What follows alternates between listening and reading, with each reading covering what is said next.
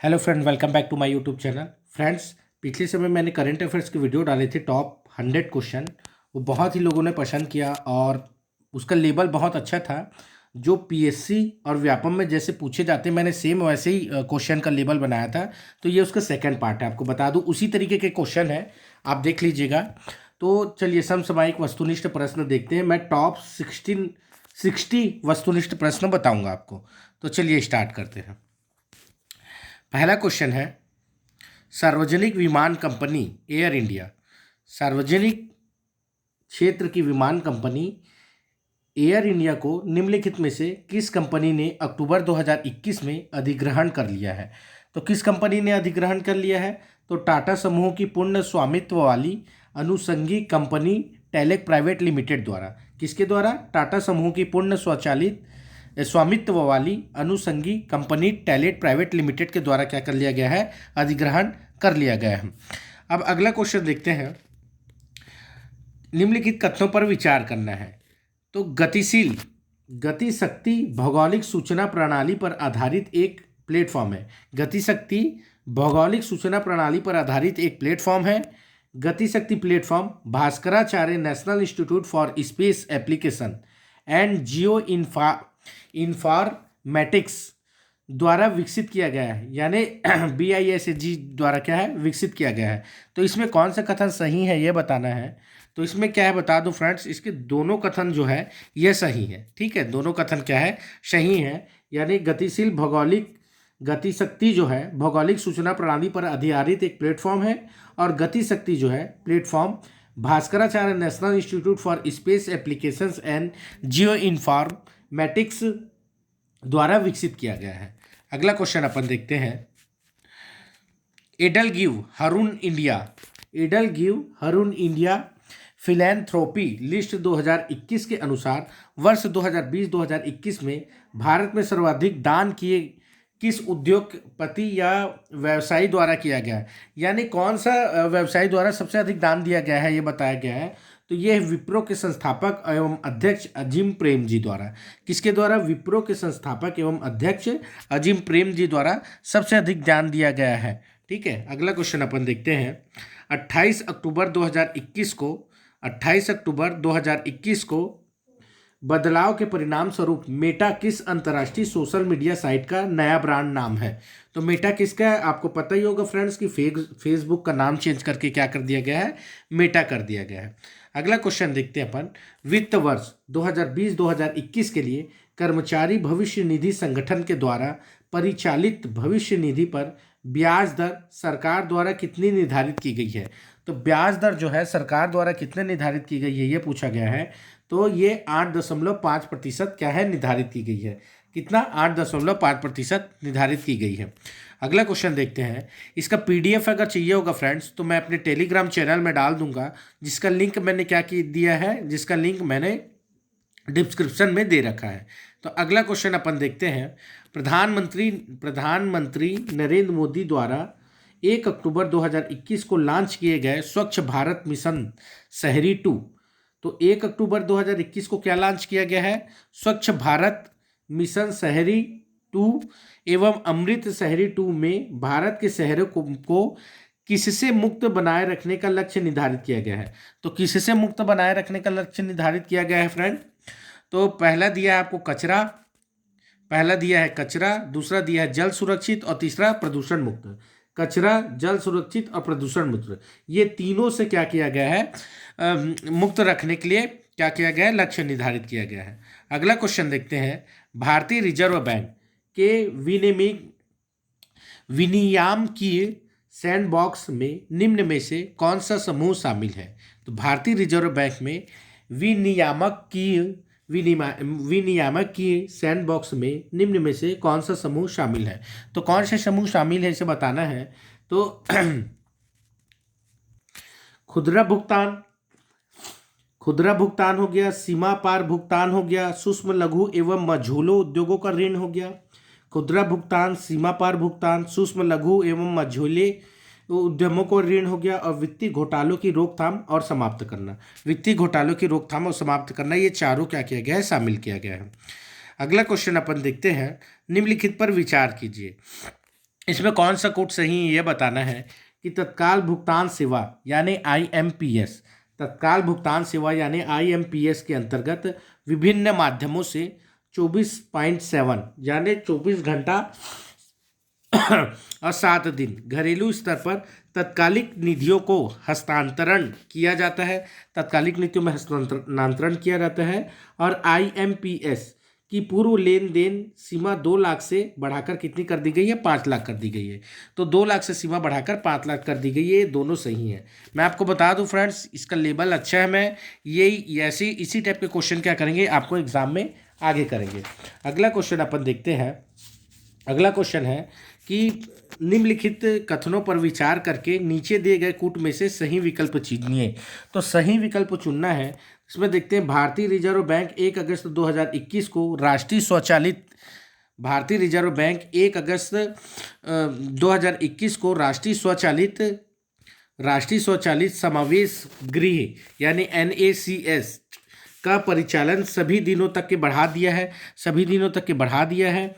उसके बाद next question है, नेक्स्ट ऑप्शन है NACH एक थोक भुगतान प्रणाली है जिसका प्रयोग लाभांश, ब्याज, पेंशन आदि भुगतान सभी पक्षों को एक साथ किए जाने के लिए किया जाता है। तो ये दोनों ऑप्शन दिया गया है। और एक ऑप्शन ये दिया गया फ्रेंड, NACH प्रणाली आधार भुगतान सेतु APB के माध्यम से वित्तीय समावेश को बढ़ाने के लिए सहयोग करती है। तो ये तीनों दिया गया है और ये तीनों ही क्या है? सही है। ये तीनों क्या है? सही है। अगला क्वेश्चन देखते हैं फ्रेंड।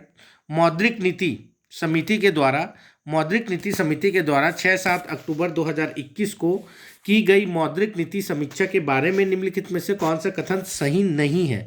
तो कौन सा कथन सही नहीं है ये पूछा गया है फ्रेंड। तो कौन कौन से कथन सही नहीं है उसे देख लेते हैं अपन। तो सबसे पहले मैं सही है उसे बता देता हूं आपको। तो ब्याज दर रेपो रेट को 4% के स्तर पर अपरिवर्तित रखा गया है, ये बिल्कुल सही है। वित्तीय वर्ष 2021-2022 के लिए 9.5 की वार्षिक वृद्धि का अनुमान लगाया गया है, ये भी बिल्कुल सही है। रेपो रेट को यथावत बनाए रखने की संबंधित मौद्रिक नीति समिति का निर्णय सर्वसम्मति से था, तो ये भी बिल्कुल सही है। जबकि रिवर्स रेपो रेट को क्या है 3.25 से 3 घटाकर कर दिया गया है, ये गलत है। ठीक है, क्योंकि ये क्या है? ये गलत है। अगला क्वेश्चन देखते हैं। इकोनॉमिक पेमेंट सर्विस ट्रांजैक्शन की नैतिक सीमा को 8 अक्टूबर 2021 से 2 लाख से बढ़ाकर कितना कर दिया गया है? तो 2 लाख से बढ़ाकर कितना कर दिया है ये 5 लाख कर दिया गया है। कितना कर दिया गया? 5 लाख कर दिया गया है। क्या? इमीडिएट पेमेंट सर्विस ट्रांजैक्शन की नैतिक सीमा को 8 अक्टूबर 2021 से 2 लाख से बढ़ाकर 5 लाख कर दिया गया है। क्वेश्चन का लेवल बहुत टफ है फ्रेंड्स, और इसी टाइप के क्वेश्चन आपको आगे बढ़ाएंगे एग्जाम में। ठीक है, अगला क्वेश्चन देखते हैं। अक्टूबर 2021 भारत के अधिकांश तापकीय संयंत्रों को कोयला पर भारी कीमतों का सामना करना पड़ा।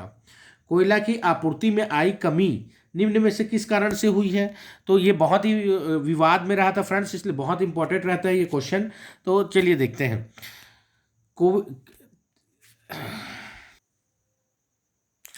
कोविड-19 संक्रमण के बाद अर्थव्यवस्था फिर से पटरी पर लौटने से बिजली की मांग में भारी वृद्धि, ये बिल्कुल सही है फ्रेंड। मानसून के दौरान कोयला खदान क्षेत्रों में भारी वर्षा, ये भी बिल्कुल सही है। उसके बाद आयातित कोयला की कीमतों में अप्रत्याशित वृद्धि, ये भी बिल्कुल सही है। और तापकीय विद्युत संयंत्रों के द्वारा यथोचित मात्रा में कोयले के सुरक्षित भंडार का ना बनना, ये भी बिल्कुल सही है। तो ये चारों बिल्कुल सही है। मोस्ट इंपॉर्टेंट क्वेश्चन है फ्रेंड्स, ऐसे ही इंपॉर्टेंट क्वेश्चन में लाया हूँ। चलिए अगला देखते हैं अपन।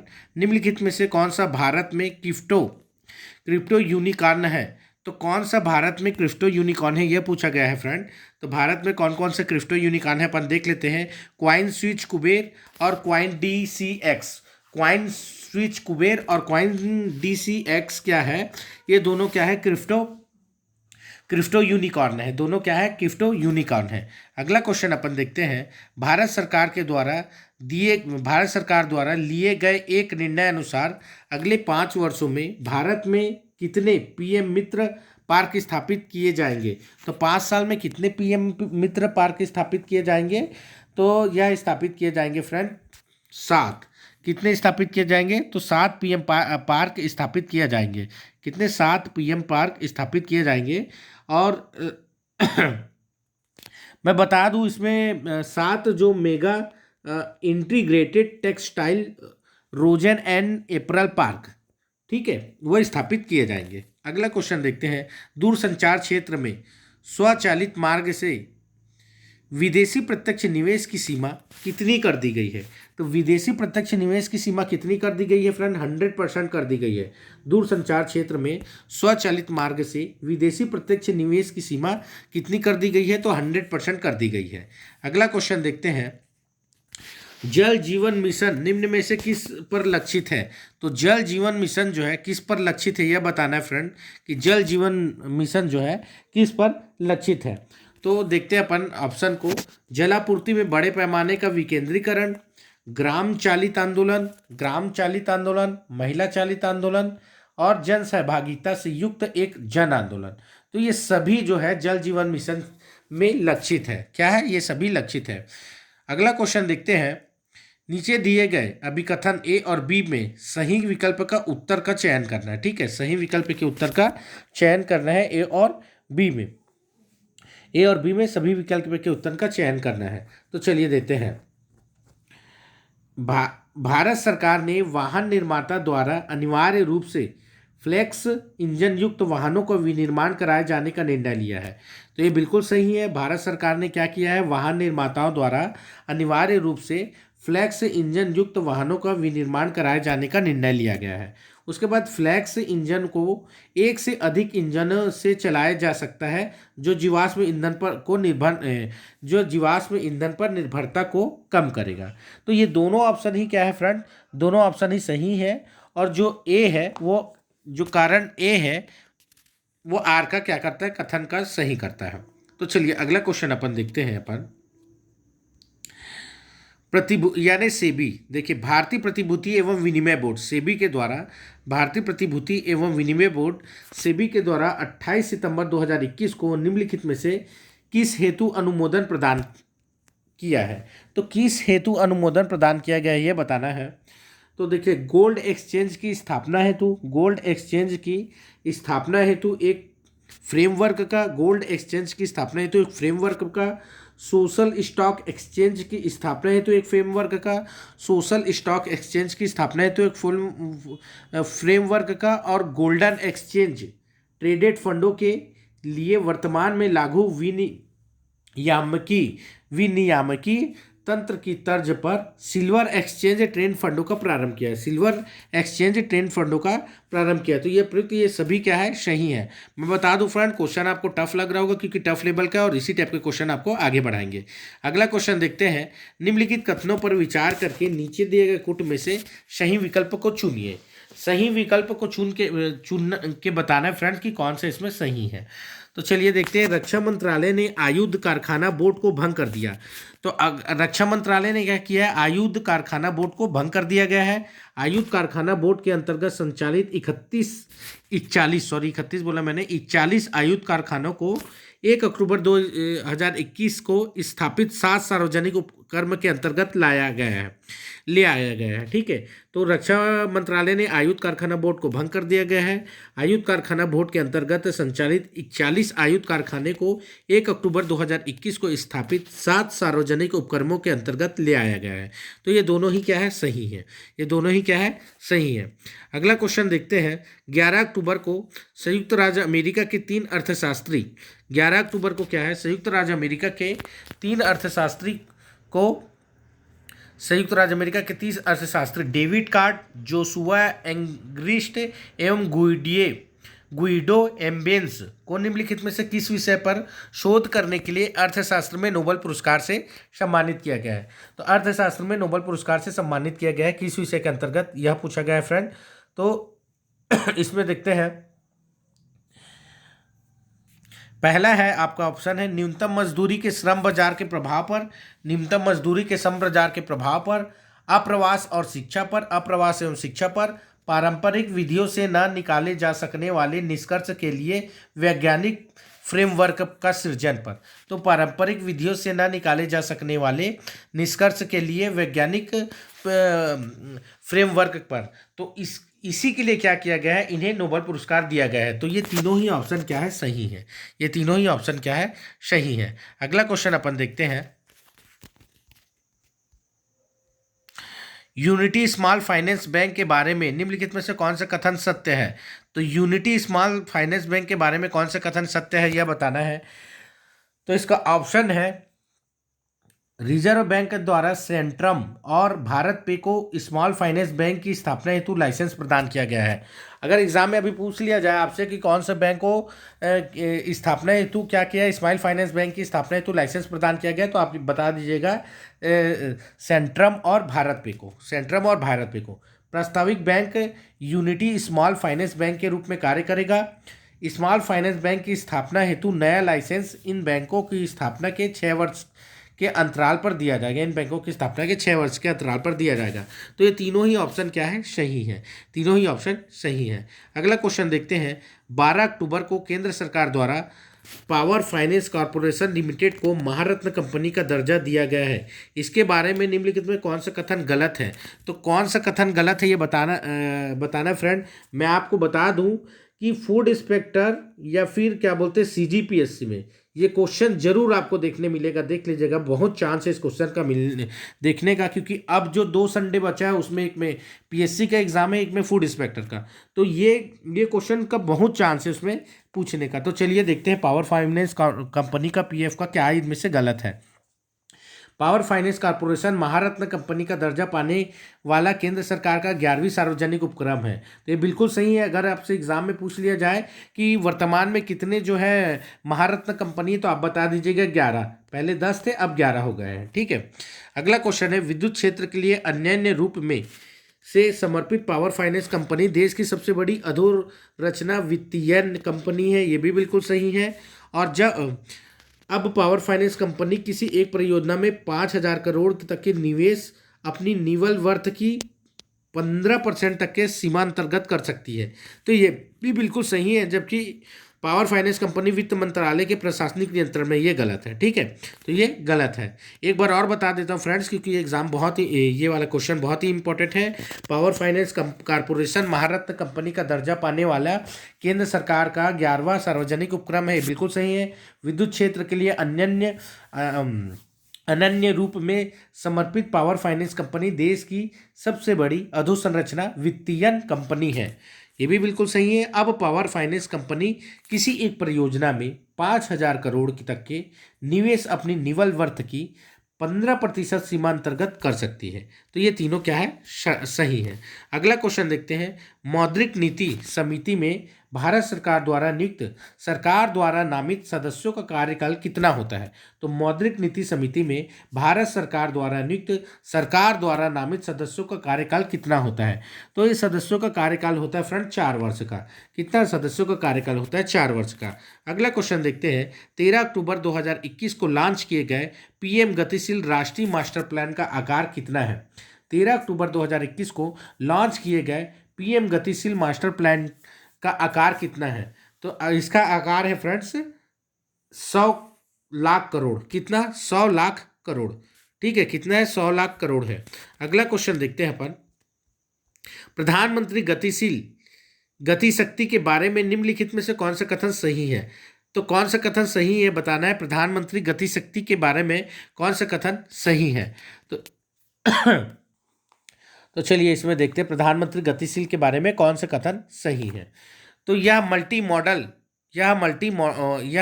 मॉडल कनेक्टिविटी का राष्ट्रीय मास्टर प्लान है। तो यह मल्टी मॉडल कनेक्टिविटी का राष्ट्रीय मास्टर प्लान है। ये बिल्कुल सही है।